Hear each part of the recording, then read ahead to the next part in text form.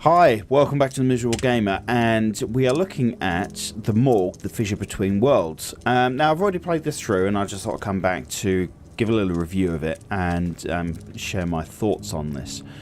Now, the game itself is quite short. I completed the entire chapter in just less than 30 minutes, I think it was. I didn't feel like I ran through it and sprinted through. I think I looked at every room as best I could. So yeah, it's a little bit on the short side. But bear in mind, it is only, I think it's discounted at the moment to about £1.67. So we're not expecting hours and hours and hours of gameplay here. Well, the gameplay itself is very basic. Now the developer has said that the game does not hold your hand. It does not. There's no tutorial. You're simply thrown in to play the game. Now, if I'm brutally honest, I'm not sure if that is laziness on part of the developer. He just couldn't be bothered to write the tutorial side of it, or whether he actually intended that to be a mechanic of the game. The only problem there is, I mean, there's no customizable controls, so you have no idea what controls are available to you. I mean, I've played a game where I was in the game for half an hour until before I realised there was actually a flashlight available to me. Now, having a customizable control menu would show you those menus, so you could get around it. You get around this hand-holding, no tutorial thing by simply allowing you to change the controls, and then you know what controls are available to you.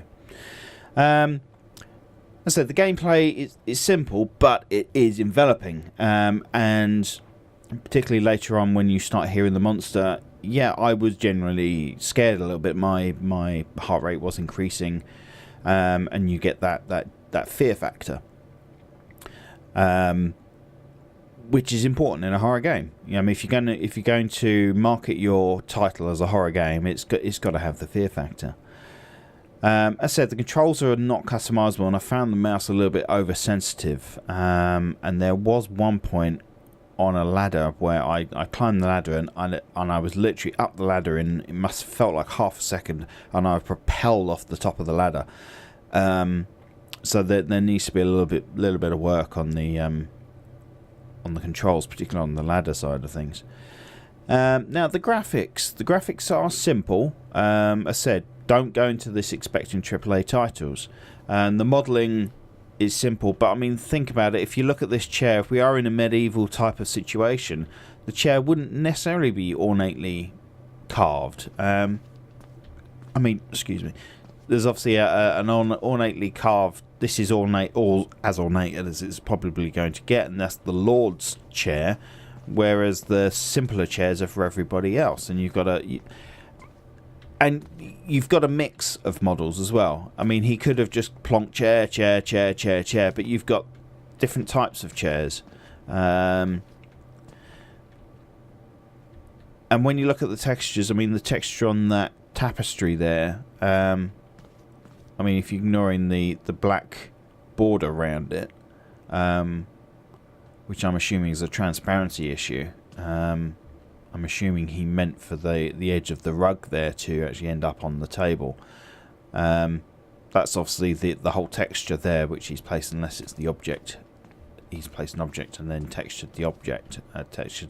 He's placed a plane and then textured the plane. I don't know. But there's a transparency issue there. But overall, the textures are quite good. They don't repeat themselves all the time. Having said that, there were some brick textures which I noticed repeated quite frequently and things like that. But again, it's an indie title. A couple of things in the first instance.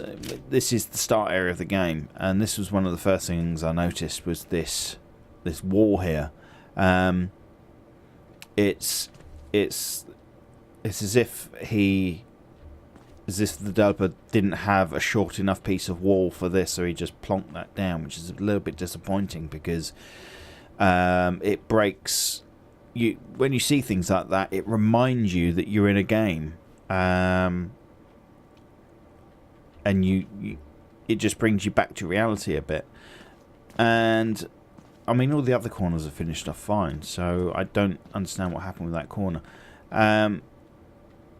Look, you see these statues around the levels, and I don't know if you've seen Blink, which is the Doctor Who thing with these statues. Basically, when you look at them, they turn to stone, but when you turn away and suddenly turn back, and they'll be there. Turn away, and they'll be like right at the window. You know, that episode really scared the crap out of me. Now, it's nice to have a window to look out, but the outside of the building is the same as the inside of the building. You know, it would have been nice to have perhaps some wooden shuttering on the outside of the building, so it didn't quite look the same. I mean, you wouldn't have wallpaper on the outside of the building, but I like the texture on the glass. You know, this is obviously in a time before plate glass was made, and you know, you did get bobbles and imperfection in the glass, so that's a nice touch. The audio in the game is actually pretty damn good. The foot splashes in the water are good. And the atmospherics, they're there. They're there, and they're enough to. I guess you just get these random chimes going off. Let me just turn that up a bit. You just hear these random things going off, which make it the last thing. A dead audio game feels empty. You know, audio fills up all those cracks and draws you in. So I was just making sure it's still recording. And the monster noise is weird, and it's scary, and you're not sure what it is. It sounds organic. It sounds mechanical. It's, you know, it's enough to make you wonder what the hell it is that's following you. One of the gameplay features is these Kindle boxes, which you see at the top right hand corner. The idea is you collect the Kindle boxes and you can light candles and torches. To be honest, I'm not sure about that mechanic, because I seem to have, when I finished the game, I had 20 something odd Kindle boxes, so it's not like you've got to space them out. You've got to use them sparingly or anything like that. I feel like it's a dead mechanic. It's a filler mechanic, and I'm not sure if it serves any purpose really. Yeah, I'm not sure about that really. As I said, the length of the game is short. As I said, I did the entire run through, taking my time, not really racing through it, and I did it in a little under 30 minutes. And you get these puzzles, but none of the puzzles really have me scratching my head for very long. You know, it's like in that room over there, in the library room, there's a Tumble Codex box, and the code for it is in a book just down there. You know, it didn't take much to put two and two together. The most difficult thing you'll find with that particular puzzle is just remembering the three icons, the three drawings enough to get up here to match them up, because they're not straightforward. They're not just like a rabbit or a dog or a cat. They're like helixes and eyes and weird things like that. The other puzzle was a backwards and forwards network of levers and gates, but again, the game held your hand too much, because you were sent in the direction of the lever. You turn around when the levers open that gate, you go through, and then there's another lever.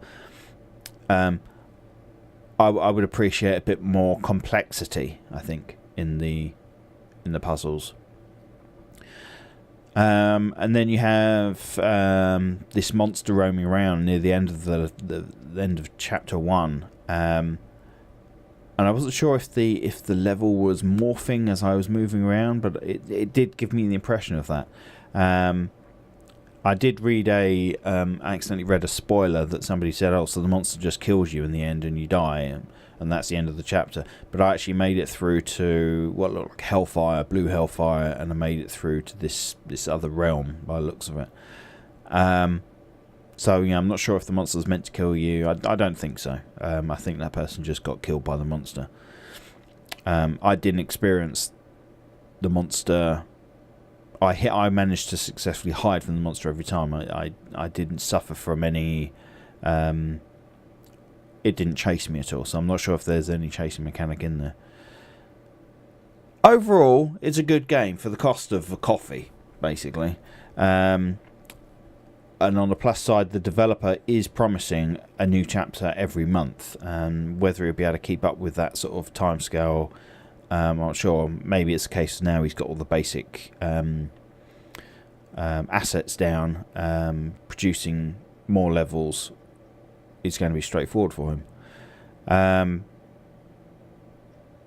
He's promising a chapter a month, and I think he's promising 3 or 4 chapters, and he's actually timed it all out. So perhaps there might be even more.